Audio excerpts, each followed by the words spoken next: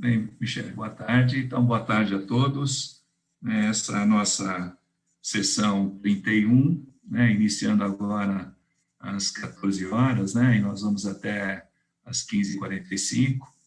Aí nós dividimos, então, os trabalhos, de acordo com a orientação da coordenação, em 3 blocos e 4 trabalhos. O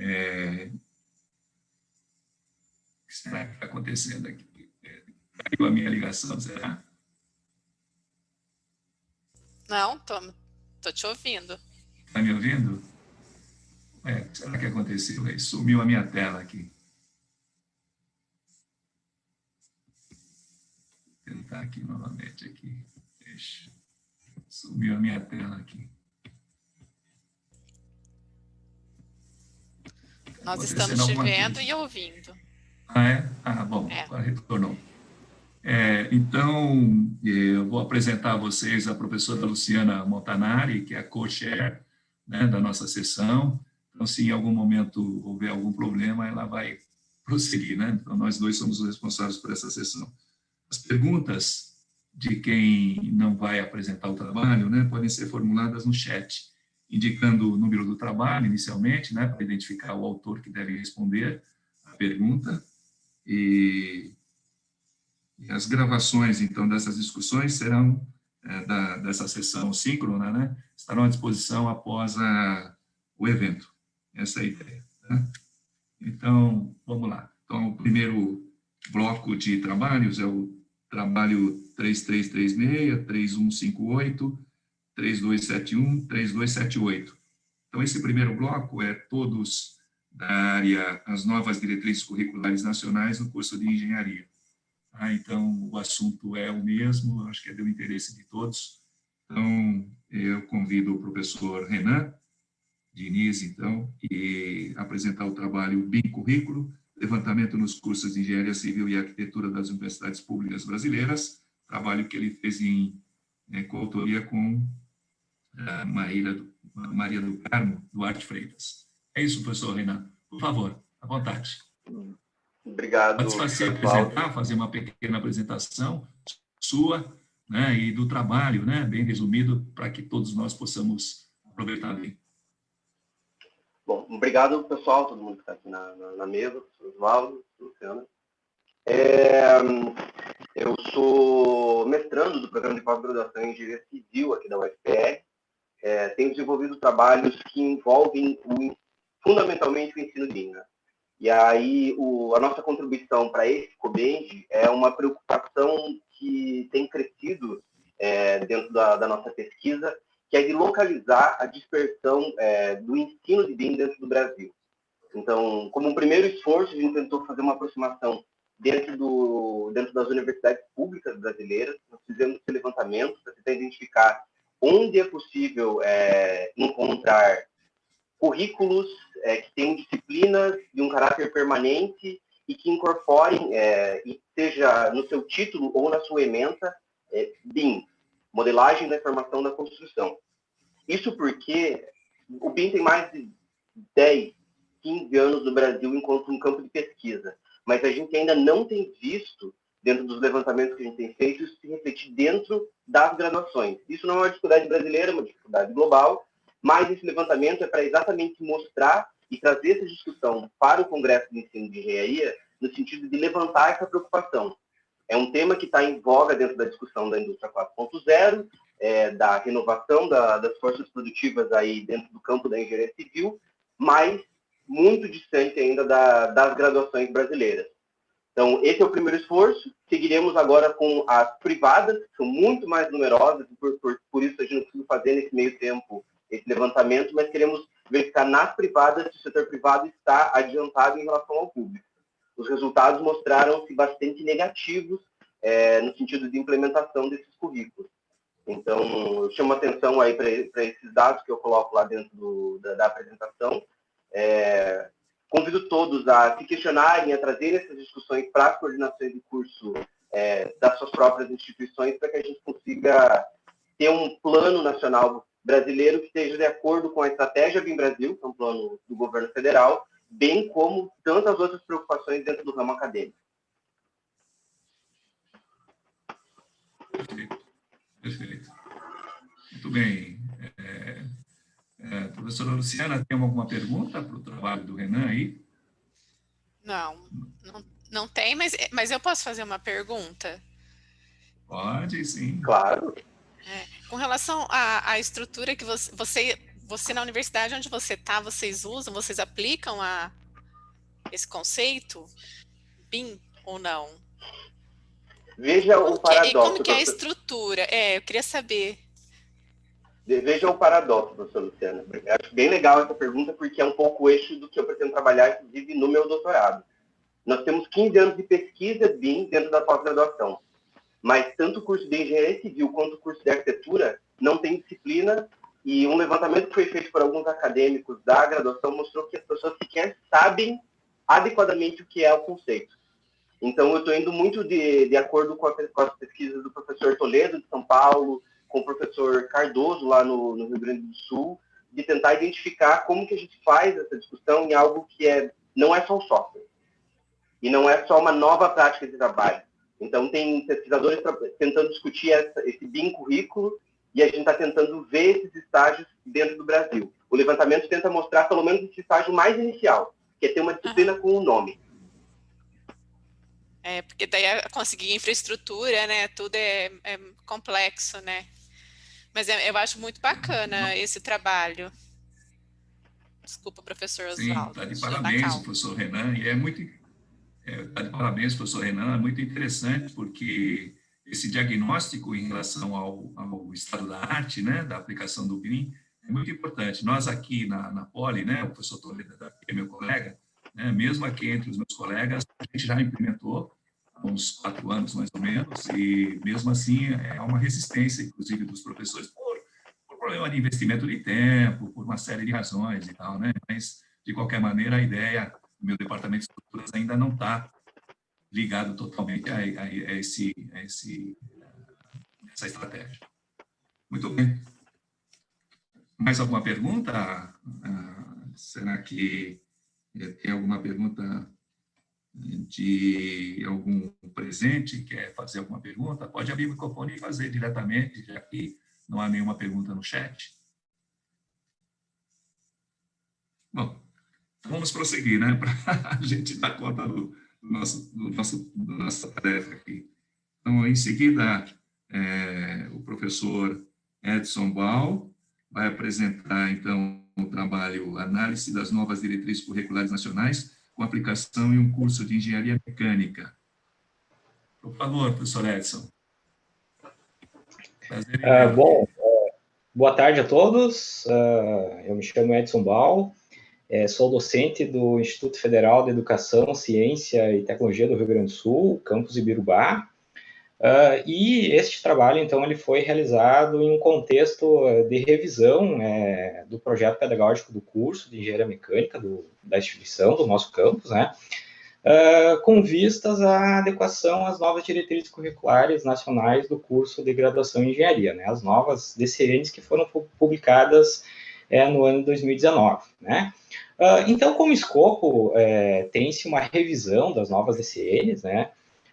Juntamente com a análise da realidade do curso de Engenharia Mecânica da nossa instituição, né, no nosso campus, né, e tem-se, então, um destaque de alguns pontos que já estão em conformidade com as novas DCNs e algumas necessidades de adequações, né. Então, no que tange o projeto pedagógico do curso, as novas DCNs, elas fomentam a utilização de metodologias ativas de ensino, né? Então, alguns exemplos dessas metodologias, segundo a literatura, é a aprendizagem baseada em investigação em problemas, né? E a aprendizagem baseada em projetos, né? Na aprendizagem baseada em projetos, né, os alunos, um conceito bem sintético sobre isso, onde os alunos, eles se envolvem, então, no desenvolvimento de um projeto, né, e a partir desse objeto de estudo, então, se dá a construção dos conhecimentos, né? E conforme, então, o projeto pedagógico da nossa instituição, do nosso curso, né, os componentes curriculares de gerenciamento de projeto e projeto mecânico, eles são responsáveis, então, pelo desenvolvimento de projetos integradores, né? Isso já visto uma certa afinidade com a própria ementa da disciplina, né, com os projetos, né? Então, como evidência disso, tem-se a publicação de 14 trabalhos publicados em eventos de iniciação científica locais da instituição, né, no ano de 2018 e 2019, né, que evidenciam, então, os resultados desses projetos integradores, né. Mas, quando da análise, quando foi realizado esse trabalho, né, foi feita, então, essa análise nesses anais desses eventos, se identificou que outras disciplinas também estavam, então, produzindo, aplicando projetos integradores e publicando os resultados, né, nesses eventos científicos, né? Então, como conclusão, nós podemos, então, afirmar que a aprendizagem baseada em projetos, ela é uma via que permite a utilização das metodologias ativas, conforme as novas ECNs, né? Inclusive, a própria prática profissional do engenheiro e da engenheira, ele muitas vezes, baseado no desenvolvimento de projetos nas mais diversas áreas, né? No meu entendimento, então, essa prática ela pode ser expandida não só para os componentes curriculares específicos de gerenciamento de projeto mecânico, mas para outros componentes curriculares, né? E o desafio, então, nessa revisão do PPC do curso é formalizar isso para que, então, ele fique adequado às novas DCNs. Então, basicamente, esse é o escopo do trabalho realizado. Aí o trabalho. Eu achei, inclusive, a revisão que você fez, né, das diretrizes, estava fantástica, viu? Muito bom mesmo. Eu parabenizo o seu trabalho. Professora Luciana, obrigado. temos alguma pergunta registrada aí no chat? Não tem, mas eu tenho uma pergunta também. Eu sou engenheira mecânica, eu sou professora do Departamento de Engenharia Mecânica, e eu fiquei... o Agostinho quer falar, Agostinho? Pode continuar, professora, pode Tá. continuar, continue. E eu gostei do seu trabalho, e a sua revisão eu achei fantástica também, gostei muito. Parabéns mesmo. E aí eu tenho dúvida com relação a como vocês fizeram mesmo, assim, vocês usaram gerenciamento de projetos e projeto mecânico para fazer uma disciplina integradora. Aí como que era a questão dos alunos? Eles tinham que estar matriculados nas duas disciplinas, assim, ao mesmo tempo? Como que foi? Não, na verdade, assim, digamos, o projeto integrador, ele inicia no gerenciamento de projetos, que é uma disciplina do 8º semestre, ele tem uma continuidade depois do projeto mecânico, que é no período, no semestre subsequente ao gerenciamento de projetos. Então, é uma continuidade, né? A forma de integração, então, ela se dá com outras disciplinas que há conteúdos afim, por exemplo, em projeto mecânico, então, a gente envolve, como elas estão no mesmo período, no mesmo semestre, né, a gente consegue envolver alunos de soldagem, do componente curricular soldagem, por exemplo, para fazer atividades de fabricação, né, que estão, então, envolvidas, por exemplo, numa construção de protótipo, né. Então, é dessa forma que a gente tem feito essa integração. Eu vi, assim, que os projetos são bem práticos, assim, né, muito bacana. Como que vocês conseguiram? São projetos, assim, que já estavam em andamento? Como que foi? Assim, nesse caso, a gente estabeleceu uma temática, né, então, a gente se reuniu com o corpo docente, né, e assim como nós estávamos implantando um laboratório da área da mecânica, ali, de fabricação mecânica, alguns equipamentos o campus ainda não possuía, né? E equipamentos simples, ferramentas, né? Então, com base nessa necessidade, a gente tinha matéria-prima, né? Então, com base nessa necessidade, a gente estabeleceu, então, esses desafios, né? Que para os alunos, então, desenvolverem alguns desses equipamentos que a gente necessitava nos nossos laboratórios, né? Eu achei sensacional a ideia. Parabéns, muito obrigada. O Agostinho, Obrigado. acho que ia falar, professor Nakao. Isso, professor Agostinho, fique à vontade. Não, estou satisfeito. Foi a pergunta que a senhora fez, professora Luciana, então já foi respondido. Obrigado, professores. Tá ótimo. Muito bem, então nós vamos ao trabalho 3271, proposta de nivelamento e atendimento às novas diretrizes curriculares nacionais para os cursos de engenharia, construção de um espectrofotômetro como aprendizagem por projeto. Quem vai apresentar é o professor João Lucas Melo de Oliveira, que fez o trabalho em companhia de Alexandre Saron. Ué, Parece que o João Lucas não está na sala. não está na sala, pois é. Deixa eu ver, a Márcia está pedindo para entrar, já entrou. Não entrou. Então, tem alguém que iria fazer esse trabalho do João Lucas, apresentar o trabalho no lugar do João Lucas? Não? Está presente? Muito bem. Então, vamos prosseguir. Vamos prosseguir, né? Porque com isso a gente aproveita o tempo. Aliás, eu queria até fazer um convite a todos, né? Que nosso primeiro bloco aqui é sobre as novas diretrizes curriculares nacionais do curso de Engenharia Civil. Depois, os 2 outros blocos misturam essas novas diretrizes e também o perfil do egresso e formação por competências. Mas eu convido todos a permanecerem na sala para, ao final, a gente tirar uma panorâmica com todas as câmeras abertas e tal. Porque eu até peço até para anuncio isso antes, porque eu vi que ontem algumas pessoas ficaram tímidas em relação a abrir a câmera, né? Precisavam arrumar o cabelo, passar o perfume. Então, estou pedindo já desde agora para que a gente vai fazer isso ao final da sessão e aí a gente complementa com as discussões. Bem, então vou prosseguir. E aí é exatamente o meu trabalho, né? Trabalho 372, o atendimento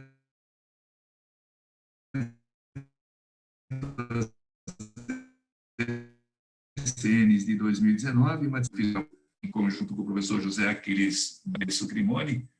Nós somos professores da Escola Politécnica, eu sou professor do Departamento de Estruturas e Geotécnica, e a minha disciplina é Resistências Materiais, mas eu sou coordenador dessa disciplina Introdução à Engenharia.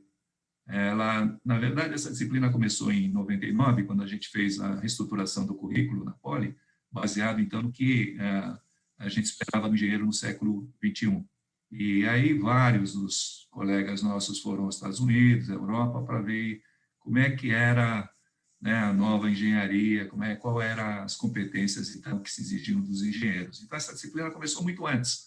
Né? Então, durante todo esse tempo, a gente foi com o envolvimento de muita gente, né? Inclusive do Marcos Macedo, tal, né? Que é um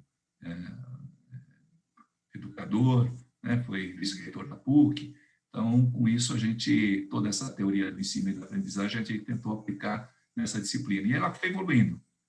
Então, agora, na estrutura curricular 3, então, houve uma modificação, porque alguns dos departamentos preferiram que a introdução à engenharia fosse acoplado à habilitação.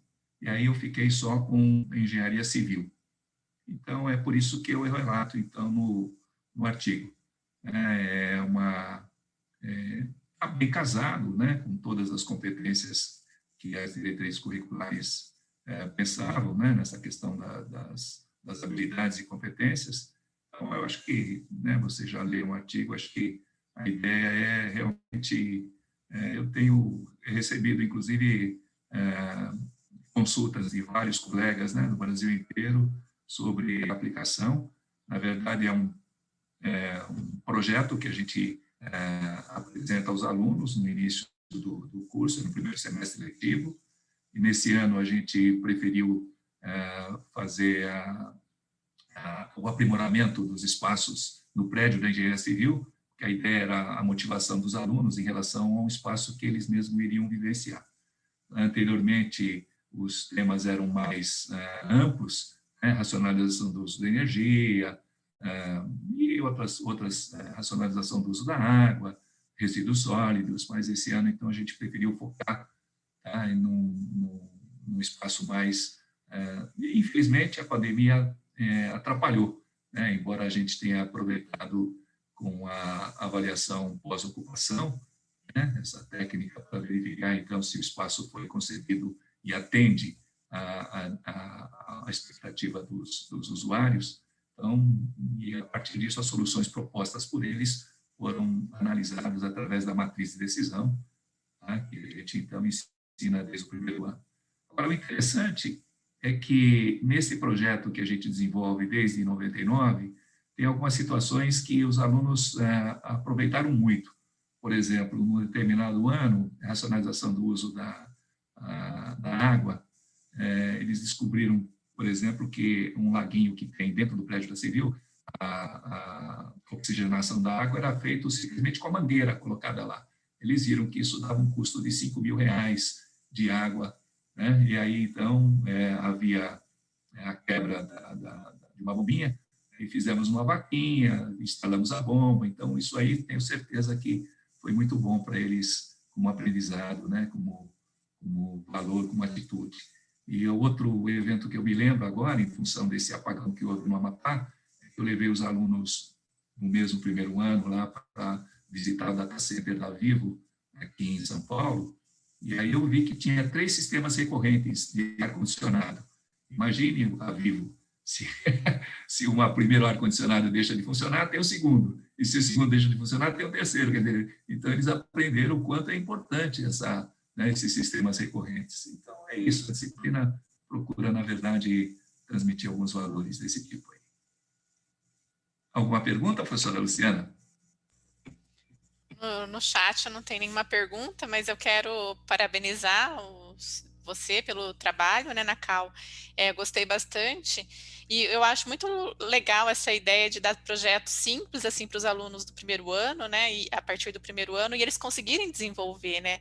Então essa ideia de mostrar, de tentar rearranjar, não sei se é rearranjar, mas os ambientes. Eu acho muito legal, porque eles se envolvem, é uma coisa que eles conhecem, né?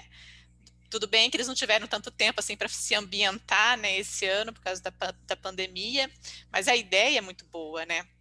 Esses projetos simples não demandam dinheiro e, né, que a gente normalmente não tem. A bomba que você citou são coisas simples, mas que os alunos eu acho que eles não esquecem, eles vão levar isso com eles para sempre. Parabéns mesmo. É isso mesmo, foi interessante. Agostinho, pode falar, Agostinho. Olá, professor. Pelo que o senhor falou, eu tenho só uma curiosidade. A sua disciplina é Introdução à Engenharia, que o senhor diz que é nos períodos iniciais do curso, né? Eu acho assim, é só um comentário, eu acho muito, muito interessante essa abordagem logo no início dos cursos, porque lá para o final, né, a gente tem o que eu converso às vezes com os meus colegas, uma adaptação do aluno, né? Então ele já fica adaptação no curso, né? Ele já consegue se adaptar, fazer algumas coisas que para poder concluir o curso, né? Então ele fica com uma visão. Então essa é a pergunta, na verdade, ela sempre foi no início dos cursos, essa sua disciplina. E como é que o senhor, por exemplo, qual é a sua visão calouro, né? Qual é a sua visão dos calouros? Como é que eles chegam na universidade? Em termos de estarem maduros e terem opiniões, crítica, discernimento crítico, como é que o senhor avalia isso?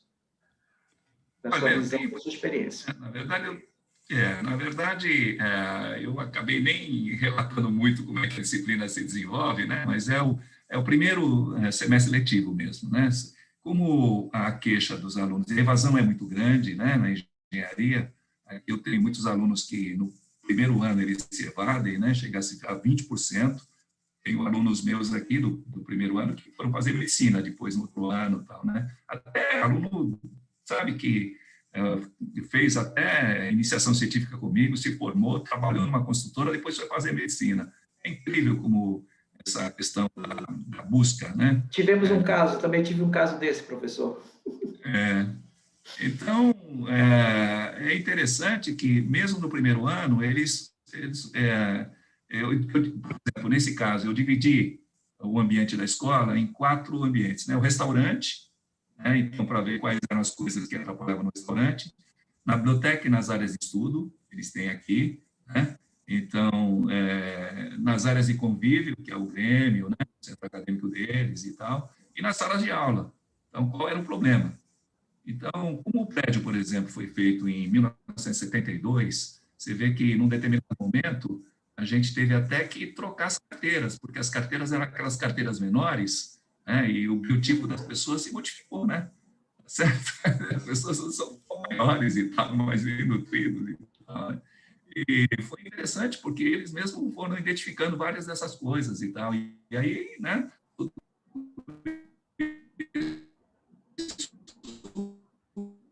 A administração, né, acaba aceitando e a gente acaba muito interessante, quer dizer, a rigor tem servido inclusive mais para a administração, para a coordenação, né, e essa ideia de a gente pegar, por exemplo, né, aqui entram no primeiro ano 870 alunos, né, o primeiro ano da Poli, e desses alunos 120 são engenheiros civis, mas em 99 a gente dava o mesmo curso para 870 pessoas. Então a gente pega, por exemplo, no caso esse ano, por exemplo, os 120 da Civil, nós dividimos em 4 turmas de 40. 4 turmas de 40, e cada professor, são 3 professores, então. Cada professor, então, ficava com 40 alunos, pegava esses 40 alunos e dividia em 8 grupos de 5, e cada 2 grupos trabalhavam num tema. Por exemplo, no restaurante, 2 grupos de 5 trabalhavam no tema. Tá? E viam, então, o que angustiava, porque a ideia é a metodologia do projeto de engenharia, o que o engenheiro faz. A gente percebeu que o aluno chegava aqui na escola e não sabia o que o engenheiro fazia. Essa questão de ver a necessidade, de ver as alternativas de solução, escolher a solução e depois especificar, é isso que eles, na verdade, aprendem, mesmo numa coisa simples. Tá? Então, e aí os 2 grupos fazem essa apresentação para o resto dos grupos, para os outros 32 alunos. E aí os 32 alunos restantes, fora esses 8, né, fora esses 10, né, são os 30 restantes, então eles votam em qual trabalho é melhor. E essa nota acaba, no trabalho você vê bem como é que é a dinâmica. E essa nota, então, isso, por exemplo, é uma coisa que a gente tentou implementar. Quer dizer, essa autoavaliação, essa responsabilidade com os colegas e tal, né? Inclusive essa negociação, por exemplo, né? No relatório, a gente dá uma nota, tem uma nota do professor. A gente dá, por exemplo, uma nota, que seja nota 8, por exemplo. Então, estão 5 alunos, 8 vezes 5, 40. Então, esses 40 pontos, eles podem dividir entre todos os alunos de qualquer maneira. Pode dar, por exemplo, 8 vezes 5, 40, né? Pode dar 10, 10, 10 e 5 e 5. Os 2 últimos que não trabalharam tanto poderiam receber 5, por exemplo, né? Porque a gente, o professor, não sabe quem é que trabalhou, e o grupo sabe. Então, essa capacidade de negociação, eles já, desde agora, eles estão treinando. Então, muito bom, legal. É interessante. Muito interessante mesmo. Obrigado, professor. Parabéns pelo seu trabalho. Obrigado. Ok, então, com isso, nós concluímos, então, esse primeiro bloco.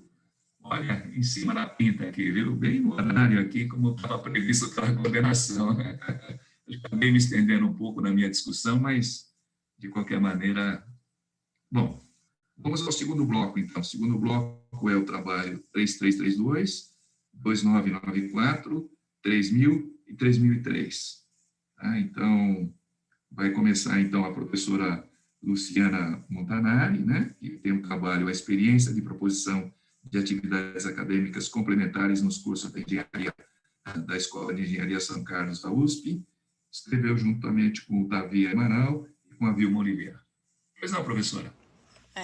Vou explicar um pouco, né, que as atividades acadêmicas complementares, elas estão ditas agora, né, que a gente deve implementar segundo as novas diretrizes. Só que a USP, ela, além de ver as novas diretrizes, ela também tem a resolução, tem as diretrizes do Estado de São Paulo, né, então a gente tem que olhar as duas coisas. E a USP também já tinha feito uma resolução, né, desde os anos 2000, a USP já começou a trabalhar com as atividades de extensão, olhando as atividades acadêmicas, as atividades extracurriculares do aluno, né? Então, a gente, desde 2015, a gente consegue colocar no histórico escolar do aluno essas atividades extracurriculares. Aí, com a demanda dessas novas diretrizes, e também tem uma resolução da USP também de 2019, que também pede essa demanda, fala assim, olha, é obrigatório agora que as atividades acadêmicas complementares, elas estejam nos currículos dos cursos. Então, o que a gente fez foi um jeito de formalizar. Então, fez um estudo de quais atividades existiam no campus, né?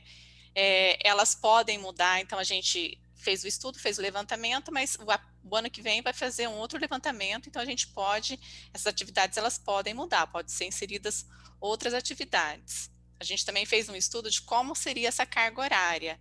Na USP, a resolução é de até 10% do número de créditos em atividades acadêmicas complementares. Então, a gente estabeleceu uma faixa entre 120 horas, né, até 360.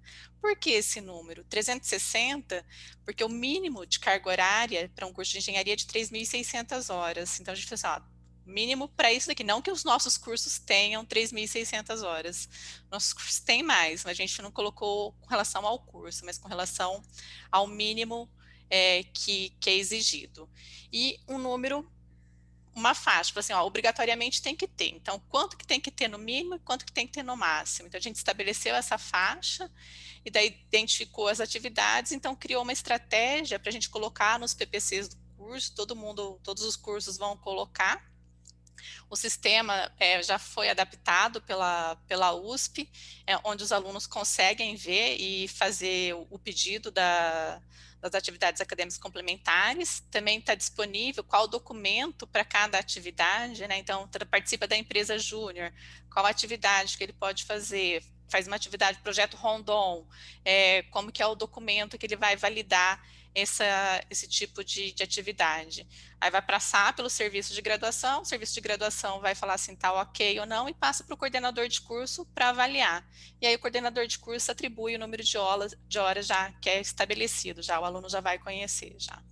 E é assim que funciona. E a gente está bem contente com isso, porque a gente sabe que os alunos fazem muitas atividades acadêmicas complementares, né?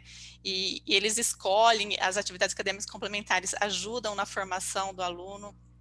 Então, eu acho que foi uma conquista muito grande, né? E para aqueles alunos que são mais tímidos também, que não gostam de se envolver tanto, assim, né, nesse sentido, também foi um número pequeno de horas que a gente colocou como obrigatória, para ele também não se sentir prejudicado. Então, eu acho que quando que a gente faz isso para o aluno, né, que a gente não fechou, né, falou assim, olha, você vai ter que fazer tantas horas de pesquisa, de atividades em pesquisa, tantas horas de atividades de extensão, tantas horas em atividades de ensino.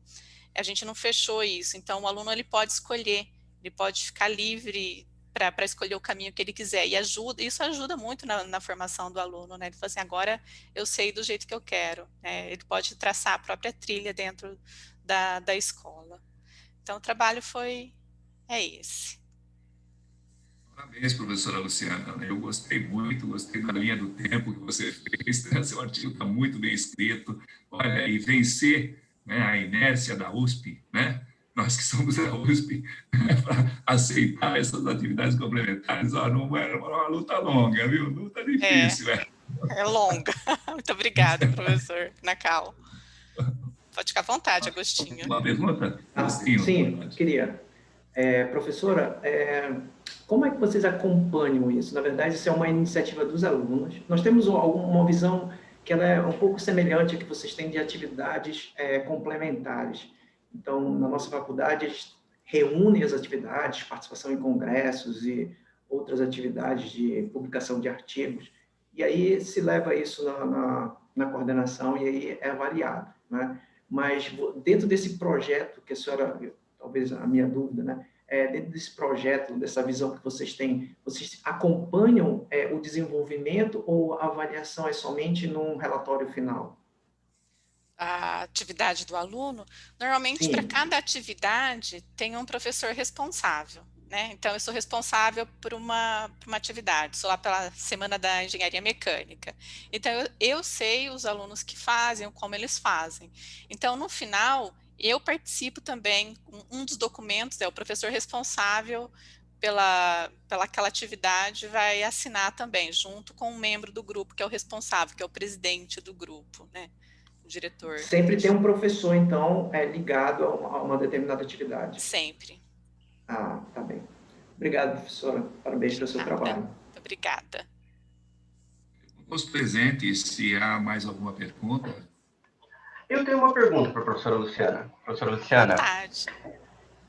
Pois não, eu eu achei muito legal a perspectiva de ser toda a escola de engenharia. Eu achei isso muito, muito interessante, porque, pelo menos na minha universidade, é uma tradição de cada um no seu quadrado, né? Cada graduação no seu lugar, e aí não há uma colaboração entre os cursos. Eu queria perguntar, na verdade, um negócio. Ano passado, no Cobenge, muito se falou sobre perfil do egresso, e um dos assuntos que veio à tona foi exatamente a questão das formações complementares. Como não deixar que as formações complementares sejam o enchimento de linguiça da carga horária do curso, ao mesmo tempo que contribuam profundamente com o perfil de egresso, que só a atividade da graduação tem isso. Eu não sei, vocês conseguiram realizar uma discussão em torno disso? Como é que se pode trazer isso para a gente, para conseguir fazer uma reflexão sobre os cursos de engenharia no Brasil? Nós discutimos sim, sabe, o Renan, como a gente alinharia para os alunos não terem só que cumprir, né, para realmente fazer parte da formação deles. Então a gente já a gente consegue identificar, porque essas atividades existem há muito tempo, né, no campus. Então a gente consegue identificar as competências que elas conseguem desenvolver nos alunos, né? Então, dado isso, né, a gente falou assim, olha, por exemplo, tem um grupo que é mais relacionado à engenharia ambiental, né? Então, aquele grupo, os professores daquele curso, eles conseguem mapear essas competências que são desenvolvidas por esse grupo, né? Então, aí relaciona ao perfil do egresso. Então, a gente conseguiu fazer isso. A gente fez todo um estudo, né? Foi um estudo bem extenso mesmo, foi da comissão de graduação da ESC, fez tudo em conjunto, então demandou muito tempo para a gente mapear todas as atividades que existiam no campus, como que a gente ia fazer para organizar, quantos créditos, como que aquilo ia influenciar na vida do aluno, teve participação de aluno, né? Os alunos participaram também. Então, todo ano, eles têm que apresentar um relatório. A equipe tem que apresentar um relatório. E nesse relatório, eles também têm que colocar, mas tem que colocar as atividades que eles desenvolveram e como isso ajudou os membros, né? Então, isso também ajuda a gente da coordenação de curso. Mas é muito bacana, muito obrigada pela sua pergunta, viu, Renan? Não sei se eu respondi de acordo com o que você queria.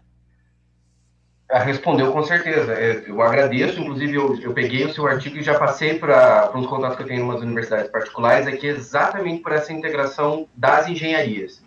Que as DCNs trazem essa coisa do perfil de egresso para as engenharias, e eu acho que a discussão que vocês fizeram foi muito rica e muito interessante, essa abordagem mais colaborativa mesmo. Muito obrigada. Ótimo, então, muito bem. Então, com isso, a gente pode prosseguir. Vamos para o trabalho trainee e 3E, né? Trainee, metodologia de prospecção, engajamento e capacitação do ramo estudantil da Federal de Campina Grande. Quem vai apresentar é a Lara Rocha Sobral, fez o trabalho em conjunto com a Larissa Silva Lima, com o Everton de Medeiros, com a Márcia Laís Pontes e com o Ítalo da Silva Lima. Muito bem. Isso mesmo.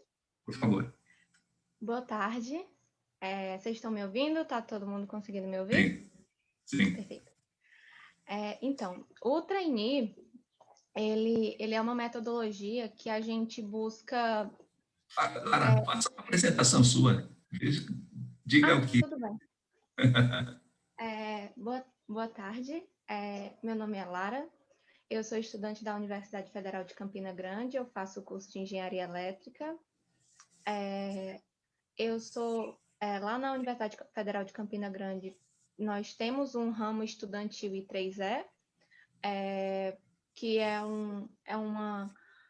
uma filial do I3E nas universidades, né? O I3E, para quem não sabe, é o Instituto de Engenheiros Eletricistas e Eletrônicos, e ele busca levar o desenvolvimento da humanidade junto ao desenvolvimento tecnológico.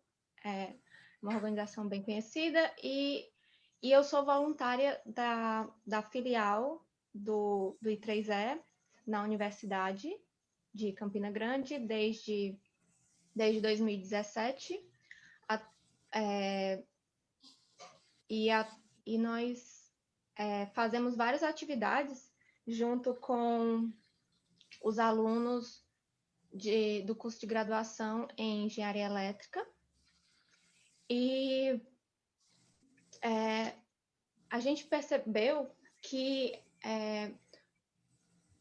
o nosso curso ele é muito voltado para a área acadêmica e o mercado de trabalho ele exige que a gente desenvolva outros tipos de competência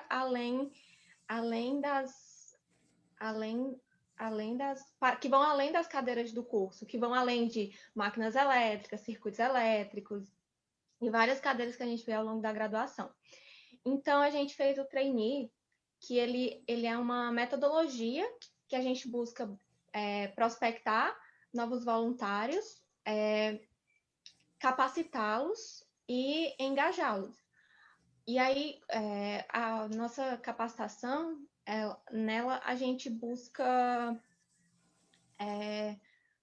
desenvolver habilidades que eles vão precisar no mercado de trabalho, como oratória, como trabalho em equipe. Eles aprendem a utilizar vários softwares que são utilizados no mercado de trabalho, de gerenciamento de tempo, de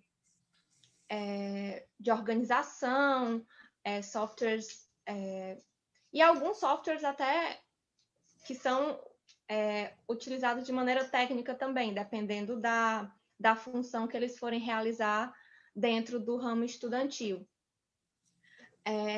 E essas capacitações, elas também incentivam o desenvolvimento de lideranças nos voluntários e também a gente busca engajar eles, como tornar eles parte do grupo, sabe? Porque às vezes num curso muito grande as pessoas elas acabam indo meio que cada um por si e o trabalho em equipe acaba ficando fraco. Então a gente busca fortalecer os laços entre os voluntários e nós tivemos feedbacks muito bons. Pessoas disseram que o projeto ajudou eles tanto academicamente quanto em outros processos de seleção que eles participaram. Alguns voluntários nossos conseguiram se engajar e nós tivemos um feedback muito bom. Quase mais de 90 pessoas, mais de 90% dos participantes, eles indicariam para as outras pessoas participarem do programa.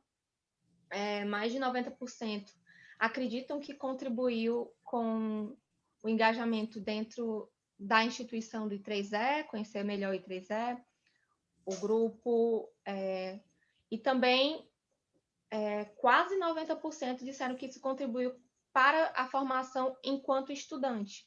Então, foi um feedback muito bom que a gente recebeu e mostrou, e além disso a gente conseguiu desenvolver laços, né? Então, a gente acredita que foi um case de sucesso que a gente teve, e aí a gente escreveu esse trabalho apresentando ele para vocês. Desculpa, acho que eu demorei um pouquinho, mas se alguém tiver perguntas... Tá ótimo, tá ótimo. Tudo isso é um aprendizado, né? Parabéns, viu, Lara? Parabéns. Campina Grande foi onde eu conheci o professor Benedito, né? O senhor conhece o professor Benedito Luciano? Conheço de lá, né? Conheço de lá. Depois, hoje, ele é o presidente da CAPES, né? Tá certo? Então, ele veio para o Mackenzie, depois, né? Foi presidente, foi reitor aqui, mas conheci ele lá. Tá? Nós fizemos um congresso lá. A gente fez um congresso lá em Campina Grande. Sim, verdade. Muito bom. Tá ótimo. Então, é isso aí. Muito bem. Professora Luciana, tem alguma pergunta? No chat, não, mas eu tenho. Lara, eu fiquei curiosa. 50 pessoas novas começaram a participar? Sim, a gente tem o nosso grupo, ele é muito grande. O curso de Engenharia Elétrica na UFCG, o ingresso são de mais mais de 100 alunos por período, então... Ah, é semestral? É semestral, o ingresso A é entrada semestral. é a... Então, são 100 alunos, entrando 2 vezes por ano na universidade. Então, a gente tem um corpo discente muito grande e a gente também tem voluntários na pós-graduação também. O I3E, ele tem voluntários profissionais, tem associações profissionais, né? Então, nós também temos voluntários tanto na graduação quanto na pós. Então, atualmente o nosso grupo tem o ramo estudantil. Antes dele fazer esse processo, ele já tinha mais de 100 voluntários, e a gente, para gerir toda essa, tinha bem mais de 100 voluntários. E para gerir todo mundo, a gente delegou as atividades. Então, os alunos, eles escolhiam para qual grupo eles queriam estar participando, e aí com esses grupos eles desenvolviam as competências. Então, foi dividido, e aí a gente conseguiu gerenciar todos esses 50 novos voluntários. Muito obrigada, parabéns pelo trabalho. Foi um trabalho mesmo Obrigada. terem feito isso, viu? Acho que foi muito bacana. Trabalhoso. Mas a gente gostou bastante da experiência, foi muito legal. Nós estamos, inclusive, teve, inclusive, a segunda edição agora, online, e uma experiência muito legal desenvolver isso agora virtualmente. Foi bem interessante. Tá bom. Obrigada, professor Nakal. Muito bem, então nós vamos agora à apresentação do 3000, né, do artigo 3000, demove o desenvolvimento de competências em produção de software, gerência de projetos e trabalho remoto. Vai ser apresentado o professor Agostinho Luiz da Silva Castro, que escreveu o trabalho juntamente com o Ronaldo Zampolo, com Alain Oliveira, com Edinaldo Santos e com Pedro Nascimento. Pois não, professor, à vontade. Olá, boa tarde a todos, então, falando um pouquinho do nosso trabalho, e o professor Ronald, nós conduzimos, na verdade, isso é um projeto, né? E aí nós conduzimos esse projeto... Professor, eu peço para você se apresentar, é interessante aqui que acho que... claro, pronto, tá? É o nervosismo, então, pronto. Bem, de calor? Pois é, não é verdade? Então, pronto. Eu sou o Agostinho, nós somos, junto com o professor Zampolo, que está aqui na sala junto conosco, tá? E nós somos da Faculdade de Engenharia da Computação e Telecomunicações da Universidade Federal do Pará, no campus de Belém, tá? E lá a gente tem 2 ênfases no nosso curso, como já disse, são 2 cursos, né? Na verdade, aí, então, computação e telecomunicações. Então, nós temos essa variedade de alunos no nosso curso. Então, essa aqui, especificamente, esse projeto, ele está bem vinculado, embora nós tenhamos alunos do curso de telecomunicações, mas ele trata-se de um projeto de desenvolvimento de uma ferramenta, né? E por que nós trouxemos essa experiência nossa aqui para essa discussão? Na verdade, o projeto ele é apenas periférico, né? Ele é um pouco marginal ao que a gente quis reportar, principalmente nessa gestão do projeto, tá? Principalmente em termos de com essa nova DCN, né, que nós temos, com as DCNs, né? Então, nos trouxe essas novas habilidades e competências para a gente observar na formação do engenheiro. Então, nós pegamos um projeto para servir de pano de fundo para a gente tentar trabalhar um pouco dessas competências. Então, rapidamente, o projeto em si, chamado de Demove, vou dizer rapidamente o que ele é. Ele é um aplicativo, né? Então, ele vai funcionar num equipamento portátil, equipamento móvel, onde é para um público, né, de pessoas com deficiência. Então, nós teremos informações nesse aplicativo, onde você, inclusive, pode começar a avaliar os pontos de acessibilidade. Então, nós teremos informações de praças, se tem as condições de acessibilidade, se nós temos teatros, onde é que estão os teatros, onde é que estão os centros de referências, onde é que estão cursos específicos para esse público, onde é que estão as universidades. Então, nós estamos fazendo essa plataforma para servir de informação, não só para esse público, mas também para os órgãos gestores, né? Então, usar isso também, porque a gente vai ter um feedback desses usuários em termos de melhoria daquele acesso ou daquele local onde eles estão visitando. Então, nós pegamos esse pano de fundo e aí a nossa equipe ela começou a crescer. E esse projeto, ele veio desde o ano passado, ele começou no momento onde a gente não tinha o isolamento ou o distanciamento social. Nós tínhamos atividades presentes, né, presenciais. Então, nós estávamos em contato com a equipe, né, e a equipe ela ficava. Então, de vez em quando nós tínhamos as nossas reuniões, né, semanais, e nós tínhamos durante o dia, né, a gente tinha contato com uma outra pessoa. Então, esse processo ele mudou com a pandemia. Então, nós trouxemos essa experiência aqui para o Cobenge de como nós tentamos gerir, né, esse projeto, olhando também esse momento de distanciamento social. Então, a ideia era nós acompanharmos, né? Então, professora Luciana, depois a gente vai conversar, né? Então, acompanharmos, e aí a gente pensa, a gente tem tempo agora, então tudo agora é por computador, né? Então, a ideia era nós acompanharmos diariamente as atividades desses alunos, tanto para motivá-los, tá? Para fazê-los ou forçá-los, né? Desculpe a palavra, a trabalhar.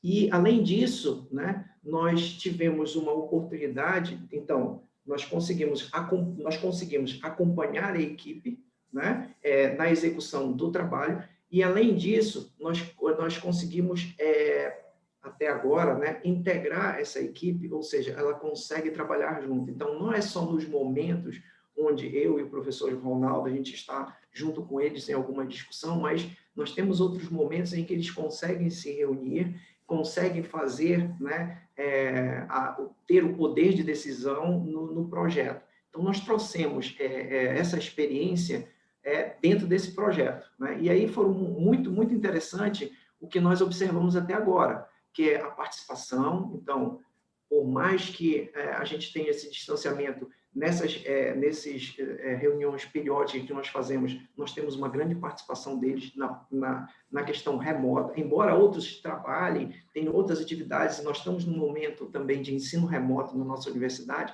então eles conseguem, na medida do possível, participar, desenvolver então, como é que a gente vai conseguir, né? Isso era um problema que a gente tinha, que era um desafio para a gente, como é que nós vamos conseguir verificar ou fazer com que eles consigam trabalhar em casa.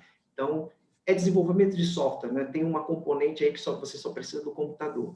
Então, nós trouxemos isso, né? Esse pano de fundo desse trabalho para tentar observar essa evolução deles. E, como eu disse, foi muito interessante até agora. Inclusive, nós temos momentos em que eles mesmos têm alguma habilidade, né, em determinado assunto do projeto, eles servem como tutores, né, para a outra parte da equipe, né?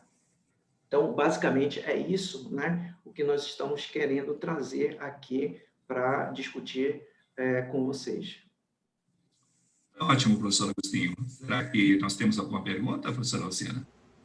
Não, mas para variar eu tenho uma particular mesmo. Parabéns pelo trabalho, está muito bem escrito, viu, Agostinho? Gostei bastante. E aí eu quero dar os parabéns mesmo, porque quando a gente pensa em tratar competência, muitos de nós, professores de engenharia, sempre pensamos em indústria, né? E quando você faz um projeto assim, desse jeito que vocês fizeram, né, pensando nesse público, vocês estão fazendo um projeto para a sociedade, né? Então, são competências para a sociedade que vocês estão desenvolvendo. E isso, na minha opinião, é muito bem-vindo, né? Parabéns mesmo, assim, Obrigado. Acho que isso sempre que é muito louvável mesmo. Gosto muito quando eu vejo isso. Com relação ao projeto em si, então são grupos de alunos que estão fazendo? Assim, como é? É de uma disciplina? Como que é? Não. Isso, na verdade, isso é um projeto de extensão. Então, ele De surgiu como um extensão. projeto, exatamente. E aí, professor, é? Ele cresceu, né? É um projeto de extensão e ele cresceu. Então, um projetinho, nós inicialmente tínhamos 2 ou 3 pessoas trabalhando conosco, né? E aí ele cresceu e surgiu a necessidade de nós incorporarmos mais pessoas. Então, aí a senhora bem falou, nós temos hoje incorporado no nosso percurso acadêmico, nós temos essas atividades de extensão. E aí os alunos procuram essas atividades de extensão porque eles têm que cumprir, né? Estar lá, né? É uma das, né, que eles procuram também, né? Então, a gente também tem que atender a esta demanda. Então, nós tivemos a feliz oportunidade de várias pessoas se voluntariarem para o projeto. E aí ele cresceu. E aí nós tivemos um grande problema. Como é que nós vamos levar esse projeto com uma quantidade? Hoje nós temos aqui relacionados somente 3 pessoas, mas nós temos muito mais hoje. Nós temos quase 9 pessoas participando desse projeto. Aí como é que a gente faz essa divisão? Por hora, nós estamos observando.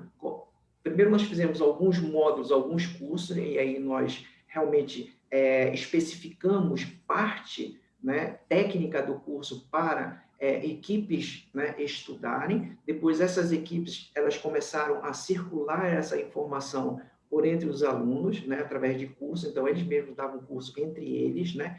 E hoje nós não temos especificamente um grupo reservado para uma determinada parte do projeto. Então todos estão trabalhando no projeto. Não sei se isso vai se encaminhar dessa maneira, professor. A gente está desenvolvendo, a gente está testando, né? Mas era a nossa ideia, ter esses grupos divididos, depois interagirem entre si. Mas ele não caminhou para isso. E hoje caminhou que todo mundo está trabalhando sempre na mesma coisa. E aí vem um outro ponto importante, muito interessante, que é essa oportunidade que se tem deles fazerem trabalhos, né, remotos, né, o mesmo trabalho. Então, só uma analogia bem simples, quando a gente faz aqui as nossas revisões, usando lá o nosso Drive, o Dropbox, que a gente faz a revisão direto, né, na nuvem, não é isso? E aí é o único documento trabalhado por todos. Então, essa é a oportunidade que eles têm de estarem trabalhando, todo mundo junto na mesma coisa. Então, isso aí tem sido muito interessante para nós observar isso. Eu não sei, professora, se a gente ainda vai conseguir mantê-los, né, todos executando, ou todos fazendo, embora é parte, né, mas não é um módulo, não são feitos por módulo, é feito por um todo, né? Não sei, vamos ver. O professor Ronaldo está na sala, se de repente ele quiser se manifestar, desculpem, tá, professor Oswaldo, eu já estou tomando o seu tempo aí, tá? Mas bem. O professor está na sala também, se ele quiser se manifestar, mas eu não sei se eu respondi direito a sua pergunta, professora Luciana. Tá? Respondeu sim, ótimo, muito obrigada, muito Agostinho. Obrigado, professora. Obrigado, professor. Muito bem. Eu só queria anunciar que, na sua fala, o professor Vanderly, que é o presidente da Associação Brasileira de Educação e Engenharia, entrou na sala, mas eu não quis te interromper, viu? Mas eu peço, então, a vênia para os próximos que vão apresentar, se por acaso o presidente da nossa associação entrar e interromper e falar com ele rapidamente. Tá bem, não percebi, professor, desculpa. Não, eu não quis interromper mesmo, na verdade foi isso. Tá? Muito bem, então vamos prosseguir com o trabalho 3003, criando novos caminhos, na verdade a Sociedade de Potência e Energia, né?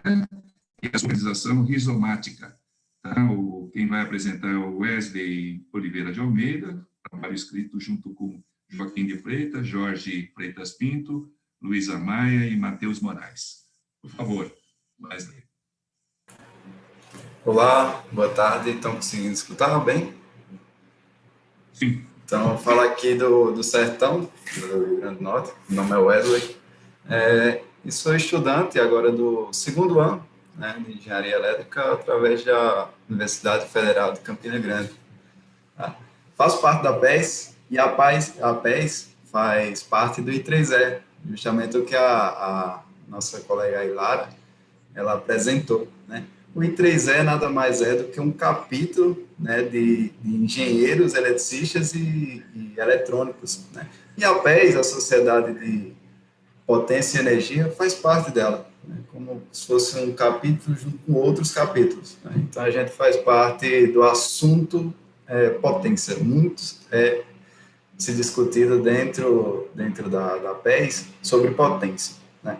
E nosso trabalho objetivou, né, justamente o protagonismo dos estudantes que entravam, né, e os que saíram dentro do curso de engenharia elétrica. Então, a gente trabalha para o curso de engenharia elétrica, de fato, e a gente busca, de certa forma, identificar aqueles estudantes que dizem assim, não, a engenharia não é para mim, né? E a gente pega ele e diz, bora ver se é para você ou não, vamos fazer uma prática, né? Então, a gente faz a prática, muito já das nossas ações é sempre prática, porque é preocupante o cenário, né? Pelo menos na nossa universidade, e o MEC também tá bastante inconformado, né, com os resultados, que mais da metade, pouco mais da metade, dentro da pesquisa mostra isso, que tem uma evasão muito grande, né? Então, aí, sei lá, nossa turma entra 100 pessoas, né, no primeiro semestre, e mais 100 no segundo semestre. Sempre essas vagas, e está se formando apenas 40, está se formando apenas 30, né? Teve turma aí que, infelizmente, terminou com 20 alunos, né? Teve uma formatura de 20 alunos. Isso é bastante preocupante. E também a questão de demorar muito no curso, né? O pessoal demorando muito no curso, está ficando cheio de pessoas depressivas, né? Pessoas que estão procurando cada vez no setor de assistência, né, estudantil, para dizer, não estou me identificando, não sei o quê. Então, a gente faz várias ações, até em escolas do fundamental, para identificar aqueles alunos. A gente leva pecinhas de montar, né, robôs que se movem à luz solar, e a gente mostra para ele, bora montar isso aqui, para mostrar a vocês o que é um engenheiro eletricista, o que ele trabalha, né? Eu sei que o engenheiro eletricista não trabalha só naquilo, mas mostrando de forma prática, é mais fácil eles entenderem, inclusive, para que servem aqueles cálculos que eles estão vendo lá no ensino fundamental, ali no 9º ano, 1º ano, que a gente utiliza cálculos simples para modular, né, aquele tipo de robô, né? E falando pelo menos uma experiência pessoal, o pessoal da PES, ele abordou a gente, eu estava no Instituto Federal da Paraíba, eu estava me formando no ensino médio, e de certa forma eles ajudaram, apresentaram aquilo, e eu estava num curso de técnico e edificações. Vê só minha mentalidade. Eu gostei tanto daquilo que eu fui buscar engenharia elétrica. Eu estava pensando desde então civil, mas não era tanto aquilo, só porque eu estava eu entrei, né, no curso de técnico e edificações, mas não me via naquilo, né? E como foi me apresentado, já teve aquele boom na minha mente, eu disse, não, eu vou buscar engenharia elétrica, eu vou buscar mais entender mais o que é a fundo engenharia elétrica e ver no que eu posso ajudar, né, no que eu posso gostar. E é justamente isso que a gente busca dentro dessas pessoas, dentro da instituição. Fora da instituição, buscamos que elas entrem. Dentro da instituição, buscamos que elas se adequem, gostem mais, né? Os primeiros disciplinas é mais teórica, é mais teoria, e muita se é discutido aquela ansiedade que o século XXI, né, trouxe na gente, que é ter sempre aquela prática, né? Muitas pessoas jogam joguinhos e querem mais e mais jogos, o que não gostam deixam para lá. Então a gente busca botar em prática, né, conhecimentos simples que eles já estão vendo, sei lá, álgebra linear. Dentro de álgebra linear tem muitos conceitos que a gente pode implementar, por exemplo, num robozinho para ele se mexer, né? e a gente busca isso, colocar em prática para poder meio que tirar aquela pessoa do curso o mais rápido possível, porque é identificado também que muita gente passa 6 anos fazendo um curso e depois não se identifica e vai para outro, né? Então, a gente, pelo menos, busca, a partir do primeiro ano, identificar, dar opções para essas pessoas e dizer, não, eu vou sair do curso de engenharia elétrica, realmente não é o que eu quero, não gosto de fazer isso, acho bacana, mas não é para mim. E para pessoas que estão desmotivadas, bacana, então engenharia elétrica é isso, eu vou ficar no curso e, como eles dizem, o começo sempre é difícil para todos e o final sempre é a glória. Então é isso. Obrigado. Apresentação rapidinho. Tá ótimo, Wesley, tá ótimo. Na verdade, eu fiquei na dúvida quando você escreve no seu artigo capítulo. Qual é a diferença entre ramo estudantil e capítulo? Ramo estudantil que a Lara apresentou.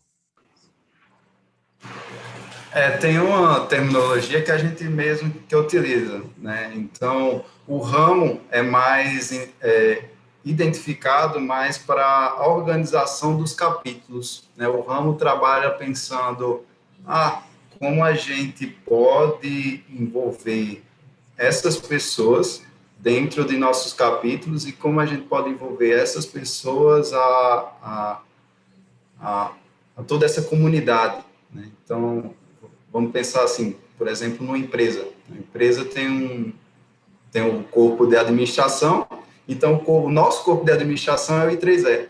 E tem aquelas subseções que trabalham em assuntos específicos. É o capítulo. Ok, ótimo, então. Por favor, Agostinho, você tem uma pergunta?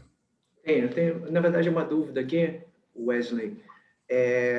Essas atividades que vocês fazem aí são no início do curso, se é que eu entendi direito,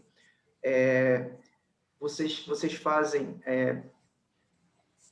são os estudantes que fazem, são vocês da parte do I3E aí, né, do capítulo, como o professor Oswaldo colocou, ou vocês têm o engajamento, ou isso está atrelado a alguma disciplina no curso? Era isso, Wesley, se você puder. Obrigado, Agostinho.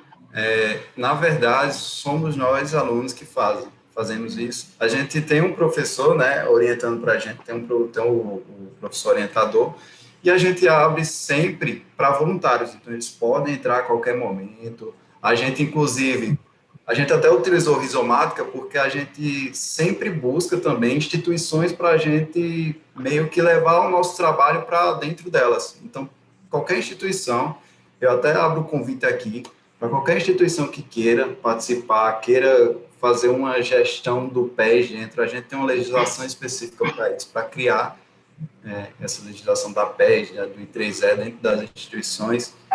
Então, é aberto. Qualquer pessoa pode entrar, feito por alunos e precisa pelo menos de um professor para orientar, né? Não sei se responder essa pergunta. Ótimo, ótimo. Obrigado, Wesley. Muito obrigado, professores. Eu tenho uma pergunta, professor Oswaldo. Pois não, Renan, à vontade. Wesley, super legal. Eu acho que no panorama que a gente tem na formação da engenharia, os alunos terem uma atitude proativa em relação à formação é algo que mais do que nunca está sendo colocado em discussão, assim. Então, eu queria saudar isso, achei bem interessante a proposta do projeto de vocês. Eu queria fazer mais uma provocação em termos de conceitos, assim. Me preocupou bastante o conceito que vocês estão usando de evasão dentro do material que vocês elaboraram para trazer para cá, assim. Tanto em termos conceituais, quanto as justificativas que você teve. Eu queria saber se vocês tiveram contato com o material que o COBEM, GEABENG, os livros e as DCNs fizeram sobre a discussão de evasão. Eu queria entender se vocês conseguiram se aproximar desse conceito que vocês apresentam no material e tentam responder a partir das ações de vocês. Pode fazer a pergunta de novo, por favor, porque para mim cortou. Claro, sem problema. A minha pergunta é se vocês conseguiram se aproximar conceitualmente da discussão que a Benji, o Cobenji e as novas DCNs para os cursos de engenharia têm feito sobre evasão. Porque esse conceito no material que vocês mandaram me chamou bastante a atenção lá.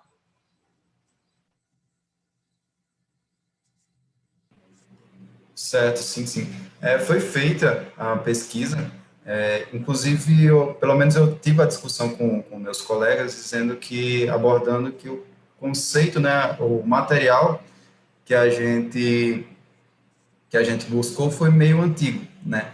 Mas, assim, dentro da instituição, pelo menos eu instaurei que existe, sim, um panorama de evasão muito grande. A gente poderia até melhorar o trabalho fazendo algumas pesquisas, mas isso meio que não foi possível, né?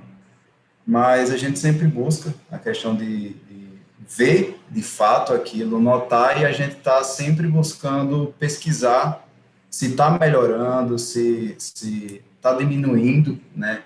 O pessoal está ficando mais no curso, mas o que a gente nota é que, sim, paulatinamente está se tendo uma menor evasão do curso, o pessoal está gostando melhor, está gostando mais, inclusive teve uma mudança de coordenador, né? E o coordenador atende muito ao I3E e o PES, ele sempre escuta a gente e fez uma mudança até na grade curricular, pelo menos teve um grande avanço, eu gostei, que foi instaurar o Python ao invés de outras linguagens de programação, né? O Python aí, para quem está na área, sabe que está crescendo, né? E a gente estava mexendo ainda com programação C e Java, né? JavaScript, estava uma loucura, era difícil, né? Então a gente está vendo aí bons progressos, tá? Eu sei que nossa pesquisa foi um pouquinho meio evasivo, né? Foi meio evasivo no conceito, inclusive. A gente utilizou dados de 2008, 2012, né? Poderia ser bem melhor. Mas é um ponto assim que a gente vê na prática. Professores, olha, eu agradeço, né? Mas eu vou ter que prosseguir, vou levantar a plaquinha aqui. Nós vamos então ao último bloco, né? Que é o trabalho 3199, 3233, 3333 e 3316. Começamos então pelo trabalho do Paulo Irineu Koltermann, estudo teórico experimental, suspensão magnética e ação motora. Ele escreveu em parceria com Valmir Pereira, com Jefferson Ortega, Evanto Martins e Enis Vieira. Por favor, professor.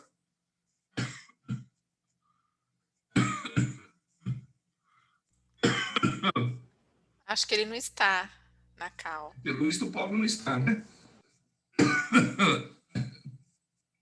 A minha tosse aqui. Então, vamos prosseguir. Então, o trabalho agora é a prática docente dos professores de engenharia da PUC Minas, na perspectiva de alunos e professores. Professora Gláucia Nolasco de Almeida Melo, escrito o trabalho juntamente com a Mariana de Aguiar e Silva. Por favor, professor. Olá para todo mundo, né? Boa tarde, meu nome é Gláucia, né? E eu sou professora da PUC Minas, no curso de Engenharia Civil aqui em Belo Horizonte, né? Bom, esse trabalho, ele foi meio que encomendado, mais ou menos assim, né? Os coordenadores, aqui nos cursos de engenharia, somos 12, né? 12 engenharias no curso na PUC Minas, e dentro do Instituto Politécnico, né, que envolve as engenharias, existe uma discussão sobre como melhorar e melhorar a prática docente, se a gente teria que melhorar a prática docente, como fazer essa melhora, como abordar isso, né, em função da utilização de metodologias mais ativas e assim por diante. Então, essa discussão já vem há uns 3 anos, mais ou menos, 3 ou 4 anos, todo semestre a mesma discussão, e aí, então, eu propus fazer esse trabalho, junto com a professora Mariana, que é do Instituto do ICH, que é o Instituto de Ciências Humanas, ela é pedagoga da Faculdade de Educação, da PUC Minas. Então, nós resolvemos fazer uma pesquisa mais aprofundada a respeito dessas metodologias, de como isso como funciona a prática docente, né, nos cursos de engenharia na nossa universidade. E assim, foram convidados vários cursos para participarem, e 3 cursos se prontificaram: o meu, de engenharia civil, o de engenharia de energia e o de engenharia metalúrgica, né? Então, esses 3 cursos que participaram da nossa investigação. Esse artigo que eu escrevi aqui para o Cobenge, ele faz parte da primeira parte do trabalho, porque o trabalho ele envolveu 3 partes separadamente, né? No primeiro momento, foram as pesquisas por meio de questionário, né, que é o que a gente está apresentando aqui, e esses questionários eles foram solicitados aos alunos desses cursos, dos 3 últimos períodos desses 3 cursos, que respondessem a um questionário, né? Os alunos responderam um questionário impresso, e os professores responderam um questionário online, né, via plataforma Google, né, o Google Forms, com as mesmas perguntas, direcionadas para professores e alunos, com pequenas diferenças, né, na caracterização do aluno e do professor. Por exemplo, grau de instrução, quantos anos de experiência para os professores, né, por exemplo. E, na verdade, a nossa intenção era, num primeiro momento, olhar, né, qual é a perspectiva do aluno em relação à prática docente do professor e qual era a perspectiva do professor em relação à sua própria prática docente. No segundo momento e no terceiro momento, no segundo momento era a observação das aulas, então algumas alunas que participaram do projeto conosco, fazendo com bolsas de iniciação científica dentro do projeto, né? Elas são alunas do curso de pedagogia, elas entraram para a sala de aula de alguns professores que autorizaram, né, destes cursos para assistir à aula, né? Então, foi uma observação. Então, o segundo momento foi um momento de observação, e o terceiro momento, esses professores que participaram, né, durante o processo, responderam ao questionário, permitiram que as aulas fossem acompanhadas, né? Esses professores foram convidados a participar de um encontro de grupos de trabalho, né? E foram 8 encontros semanais para a gente trabalhar e conversar a respeito dessa prática, né? Dessa prática docente, do trabalho do professor, né? Das angústias e tudo mais. Bom, então, essa primeira etapa, que é o questionário, nos surpreendeu, porque o aluno, ele tem, na verdade, o professor, ele tem a mesma, quase que a mesma, né, impressão da prática dele, igual a que o aluno tem, né? Eles têm uma impressão da prática muito semelhante, né? Então, a gente descobriu que na verdade, nós constatamos, né, porque a gente já imaginava isso, nós temos uma prática muito voltada para uma abordagem muito tradicional, né, dentro da sala de aula, com poucas aplicações de metodologias ativas. O que prevalece mesmo são as aulas expositivas, com trabalhos em grupo, né? É claro que existem iniciativas, mas são iniciativas mais isoladas, né? Não faz parte aí do contexto geral do grupo como um todo, né? Então, nesse primeiro momento, a nossa ideia era essa, era identificar, né, qual é a visão do aluno e qual é a visão do professor, e a gente percebeu que elas são muito semelhantes, né? E o que é o ponto principal? O que o aluno acha que é o mais importante para ele, para que a prática docente melhore? O que ele acha que deveria acontecer, né? Melhorar as metodologias, né? Melhorar a metodologia, né, de ensino e aprendizagem, as metodologias que os professores utilizam, e melhorar a relação professor-aluno. Eles falaram, essa relação professor-aluno foi muito comentada, né, inclusive. O professor, a mesma coisa, né? O que ele acha que poderia, ele acha que é mais importante e o que poderia melhorar na prática dele. São os mesmos informações que a gente obtém, né? O professor também acha que o que deve melhorar, o que é mais importante é a metodologia, a relação professor-aluno, e o que deve melhorar, inclusive, é a metodologia, a relação professor-aluno, né? Dentro da sala de aula. Então, nesse primeiro momento, a gente constatou que realmente a visão do aluno, é claro que existe aí uma diferença de porcentagens, às vezes, e um ou outro ponto. Os professores pensam que o sistema de avaliação também tem que ser melhorado, né? Tem que pensar numa forma de se avaliar melhor dentro dos cursos, né? Mas, assim, a não ser uma ou outra questão assim, mais específica, no geral, a gente compreende que a visão do aluno ela é semelhante à visão do professor. Ótimo, professora. Eu vi que o professor Agostinho já levantou a mão, né, professor? Tá bom. Muito bom trabalho, professora Glaucia. Na verdade, eu não sei se eu passou alguma coisa que eu não percebi direito, então eu tenho uma dúvida. Quando a senhora apresentou os formulários, né, para tanto os alunos quanto para os professores, eu percebi que os professores também faziam uma autoavaliação. Eu tenho uma dúvida, ou uma discussão até com a senhora, a sua visão, se o aluno percebe qual é o papel dele, o que ele precisa fazer também. Então, em uma outra sessão que nós assistimos, então, se falou muito da passividade dos alunos, né? Então, eles são passivos, né? Alguns não têm aquela atitude proativa então, no momento que nós pedimos para eles participarem, eles, não, deixa eu fazer minha prova, né? Deixa eu estudar só, né? Não tô generalizando, tá? Mas essa percepção, professora, como ela conseguiu, o formulário, será que vai haver um desdobramento para... como é que o aluno se sente em relação a ele? Né? Isso. No formulário do aluno existe uma parte de... isso é específico para o formulário do aluno, né? A autoavaliação. Então, tem algumas questões que estão relacionadas ele fazendo uma avaliação da atitude dele mesmo em sala de aula ou dentro do curso dele, né? Bom, o que a gente percebe é que ele acha que ele não tem que melhorar nada, ele está ok, né? Ele participa muito, ele está sempre pronto a participar de atividades extracurriculares, ele colabora com os colegas, ele gosta de trabalhar em grupo. Então, assim, a gente percebe que a autoavaliação dele é, assim, muito elevada, né? Ele acredita que realmente a participação dele, eu acredito que eles estejam equivocados, porque eles podem participar mais, eles são realmente muito passivos, né?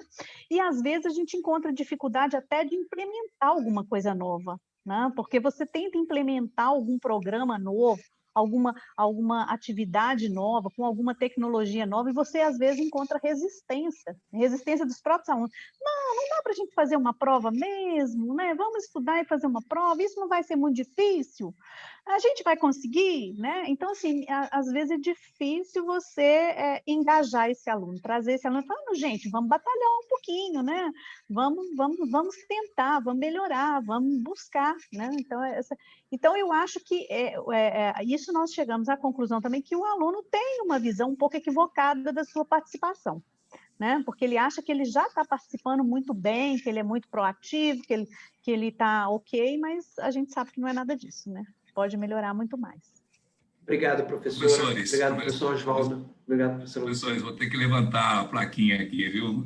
Na verdade, para respeitar, eu queria lembrar a todos, né, que hoje a gente tem na sessão plenária 5 a fala do professor Richard Felder, né, que vocês sabem, é uma pessoa engajada na nossa área, né, de ensino e aprendizagem, então seria muito interessante que todos assistissem. E eu já vi que tanto o Anderson como a Alessia, que são os dois últimos trabalhos, estão presentes.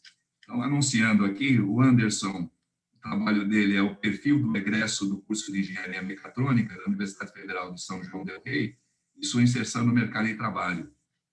Então, o Anderson escreveu o trabalho junto com o César Sacuno, Vitor da Silva Cruz e Rina Alves Duda. Por favor, Anderson.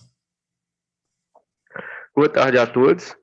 De antemão, eu vou pedir desculpa, porque a minha webcam deu um problema, professor, então eu vou ficar só no áudio, tá bom? Tudo bem. Bem, meu nome é Anderson Ravik. Uma curiosidade de antemão, eu sou engenheiro civil, né? Formei em engenharia civil em 2018 na UFSJ. Mesmo assim, eu estou como a cabeça aí nessa pesquisa de egressos da engenharia mecatrônica. Aí, só contextualizando para vocês o porquê, depois de ter formado em engenharia civil, eu voltei para a UFSJ como professor substituto, onde eu lecionei por 1 ano. E durante esse tempo, eu organizei a pesquisa de egressos da engenharia civil. Como os resultados foram muito satisfatórios e a UFSJ, o campus Ouro Branco, é muito novo, tem só 8 anos, é um campus com 5 engenharias, os demais cursos ficaram interessados em também realizar uma pesquisa de egressos, porque foram as 5 primeiras pesquisas do campus. A gente não tinha esse tipo de pesquisa por aqui, e aí por isso eu acabei ficando como coordenador das 5 pesquisas, porque eu já tinha feito uma, então conhecia alguns atalhos, coisas que deram certo e deram errado nas anteriores, por isso eu estou aqui representando também da engenharia mecatrônica. Bem, de certa forma, vou falar bem resumido, por conta do tempo também, nós tivemos aí a pesquisa de egressos que teve um resultado surpreendente, eu digo como experiência pessoal, né? Enquanto eu estive como aluno da UFSJ no campus Ouro Branco, o curso de engenharia mecatrônica não era um curso muito visado, a gente tinha uma imagem errônea, né, desse curso, de achar que ele talvez seria o que tivesse menos prestígio, ou então que fosse mais difícil de arrumar emprego, era uma visão que a gente tinha. Até porque a maioria dos alunos matriculados atualmente no campus é da engenharia mecatrônica. Então, a gente tinha essa impressão. A pesquisa de egressos, ela mostrou, na verdade, o contrário. Os alunos da engenharia mecatrônica, eles são os que estão melhores no mercado de trabalho, dentre os 5 cursos da nossa universidade, que é a Civil, Bioprocessos, a Engenharia Química, Engenharia Mecatrônica e Engenharia de Telecomunicações. Eu acho que foi o Wesley que comentou sobre o tempo que o pessoal tem demorado a formar na universidade.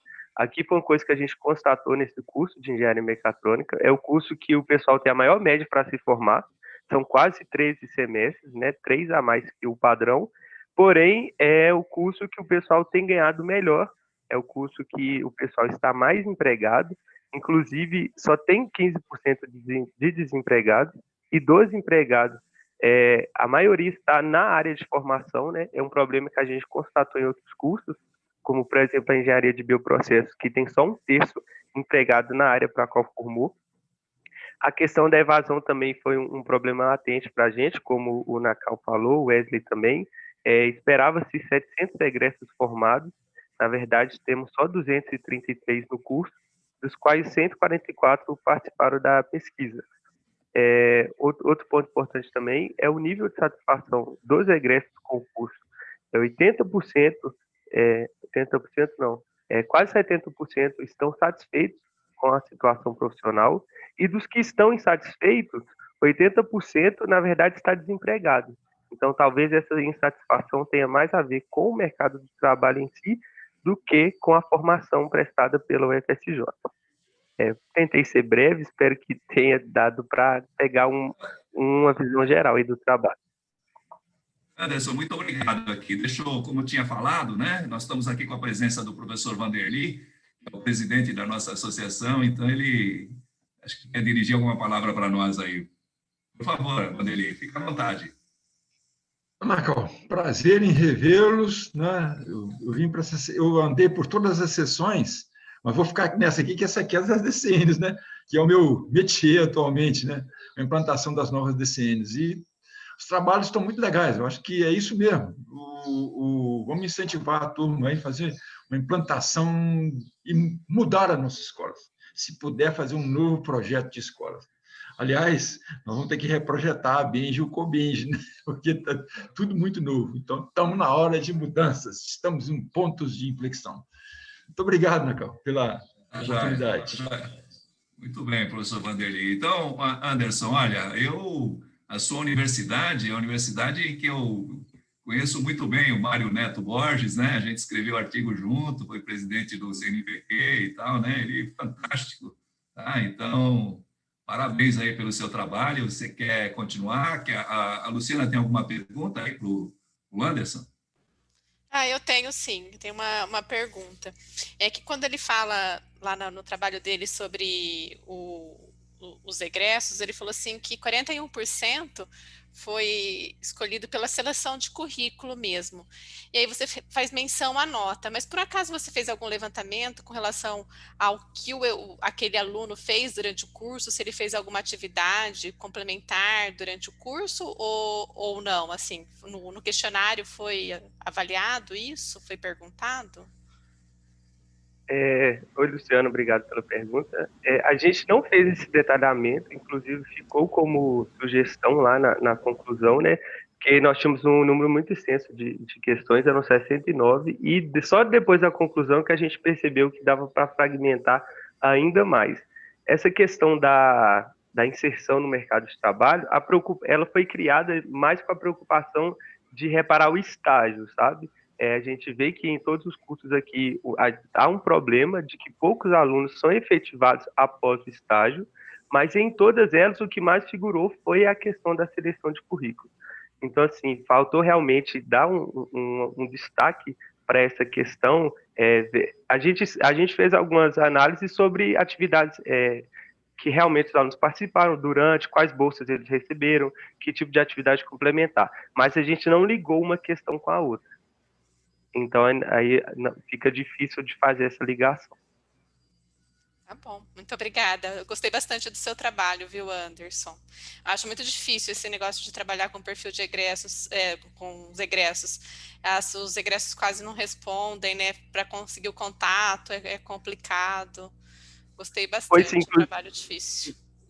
Inclusive, a gente teve que pegar uma abordagem diferente, né? Porque aquela questão de enviar o link, o pessoal ignora, se enviar e-mail, o pessoal ignora. É por isso que a equipe no artigo é tão grande, porque a gente teve que colocar os alunos para trabalhar com a gente, de ligar mesmo. A gente pegou os contatos com a coordenação e ligava, se eles não atendiam, ligava de novo, mandava WhatsApp, e-mail, Instagram. A gente foi atrás deles em todas as plataformas possíveis para conseguir o máximo de participação. Ótimo, então. Levantando a plaquinha aqui, vamos para o último trabalho, professora Luciana Mello, né? O trabalho dela é Competências no Ambiente Universitário, a percepção dos discentes da engenharia de produção. Ela escreveu o trabalho juntamente com o Richardson Araújo, Luísa Cavalcante e Lucas de Oliveira. Por favor.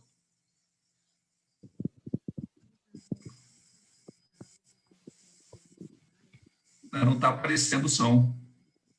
Não está aparecendo o som, acho que tem que desmutar aí. Já está ativado meu microfone? Vocês não me ouvem? Agora sim, agora sim. Pronto, joia, obrigada. Boa tarde, professor. Boa tarde, professora Luciana e os demais da sessão. O nosso trabalho, né, realizado sob minha orientação, faz parte de um projeto. Eu sou professora da Universidade Federal Rural do Semiárido, bem no interior do Rio Grande do Norte, no campus de Angicos.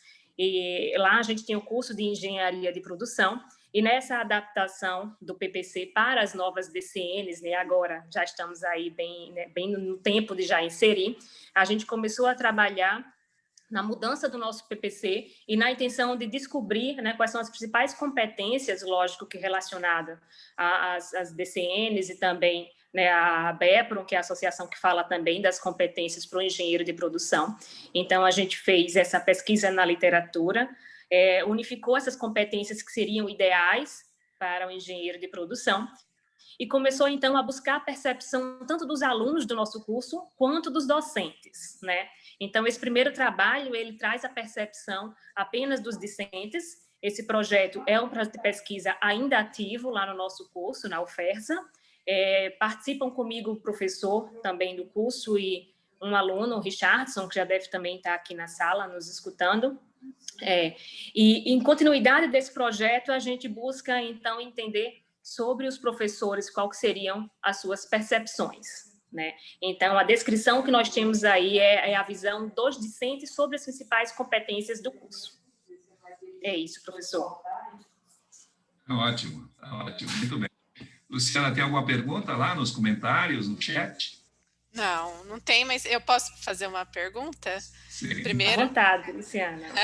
parabéns pelo trabalho, Luciana. Nós estamos dominando aqui, ó. Tem eu, você e mais duas Lucianas aqui na sala, né? Então, É verdade. São várias Lucianas, né? Mas particularmente para você, quando vocês fizeram o levantamento, vocês chegaram a perguntar para os alunos se eles conseguiam identificar outras competências daquelas além daquelas listadas ou não? Ou não? Como foi? Não, Luciana, obrigada pela pergunta. A gente se limitou, né, a nossa busca em um survey para os nossos discentes. Então, aos discentes, né, eles foram, as afirmações elas eram restritas apenas às competências que a gente já tinha levantado na literatura, junto com a ABEPRO e as DCNs, né? Já no questionamento que a gente fez com os docentes, já fizemos esse apanhado com os docentes do curso, a eles sim, a gente, né, tem essas perguntas específicas de cada uma das competências e também abrimos de forma geral para entender que outras competências eles acreditam que seriam importantes ao formando, né, ao profissional, mas só pelo lado dos docentes, dos discentes não. A gente não chegou a levantar isso, não. Obrigada. Ótimo. Muito bem, então... Eu tenho uma pergunta, professor. Uma pergunta? Pois não, Renato. Posso fazer? Deixa eu fazer uma perguntinha, é breve, mas é muita curiosidade. Luciana, o meu grupo de pesquisa trabalha muito com formação por competências, e eu achei bem diferente o conceito que vocês trouxeram de capacidades dinâmicas. Eu queria saber o porquê da escolha dessa noção de competências em detrimento da mais normal, que é conhecimentos, atitudes e habilidades. Isso, obrigada pela pergunta, Renan. As capacidades dinâmicas que a gente utiliza, né, tem relação com a teoria da TICE, que é a Dynamic Capability, e essa teoria eu comecei a pesquisá-la no meu doutorado, né? Eu terminei na UFSCar, utilizei um pouco dessa teoria também, considerando ali o ambiente dinâmico, mas para um outro foco, né? Mais para indústria e servitização. E aí, quando eu entrei, né, na universidade como docente, ministrando uma disciplina de tópicos que tem ementa aberta, eu trouxe essa dinâmica, essa teoria para a gente utilizar ainda sobre uma outra visão dentro da dinamicidade do mercado. Então, quando surgiu a discussão sobre essas novas DCNs a serem implantadas, né, a gente viu que elas precisam ser alinhadas, né? A gente teve uma mudança o ano passado, as engenharias devem estar adaptando seus PPCs nesse momento, mas a gente percebe que é uma dinâmica de mercado que vai ter essa mudança constantemente, né? A gente não sabe daqui a 3, 4, 5 anos se novas habilidades vão surgir, se novas competências vão surgir. Então, pelo fundo, né, pela teoria, pela utilização da teoria, considerando essa dinamicidade, o nosso primeiro trabalho, que foi apresentado no COBENGE o ano passado, em Fortaleza, já trazia essa relação de capacidades dinâmicas e operacionais, né? Então, a nível macro, o que é que a gente pode encontrar no mercado? E a nível micro, como capacidades operacionais, que seriam as competências, o que é que, de fato, a gente consegue implantar na prática, né? Descobrir isso aí na formação. Então, essa relação de capacidade dinâmica para competência é mais isso, né? Então, a gente tem poucas capacidades dinâmicas, que são, né, um trabalho ali como um guarda-chuva, abarcando várias competências internas. Então, é só essa relação, né, que no artigo tem esse quadrinho, né, mais explicadinho sobre capacidades dinâmicas e capacidades operacionais. Eu não sei se eu consegui responder, Renan, a sua pergunta. Muito bem. Obrigada, Renan. Então, abrir as câmeras aí, nós estamos em cima da hora. Eu preciso dar parabéns a todos os trabalhos. Eu não consegui destacar, né, essas qualidades, né, de todos os trabalhos, mas, puxa vida, tanta coisa que eu gostei, viu?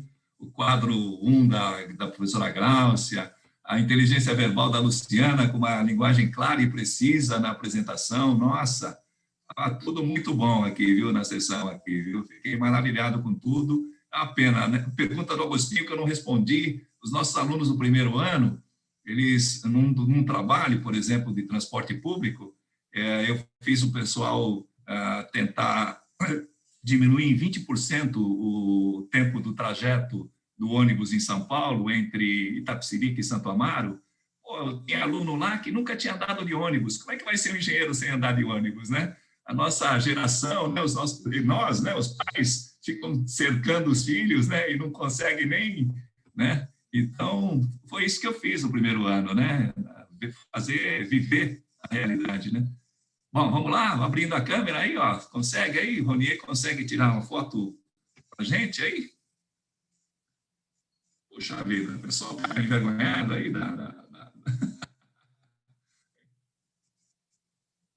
Vamos lá, pessoal.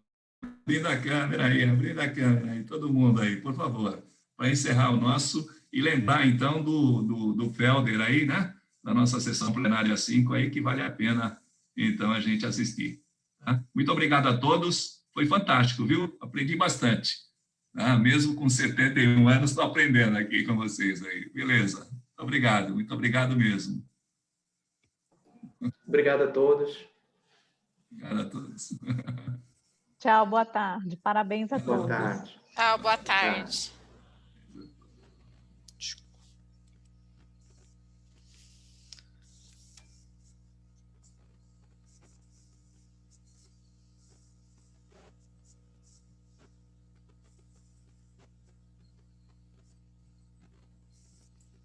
Luciana, muito obrigado, viu?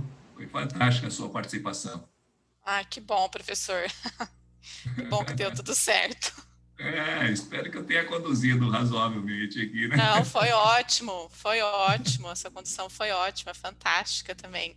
Gostei muito de conhecer você e sua condução foi excelente. Muita calma, muita organização, né?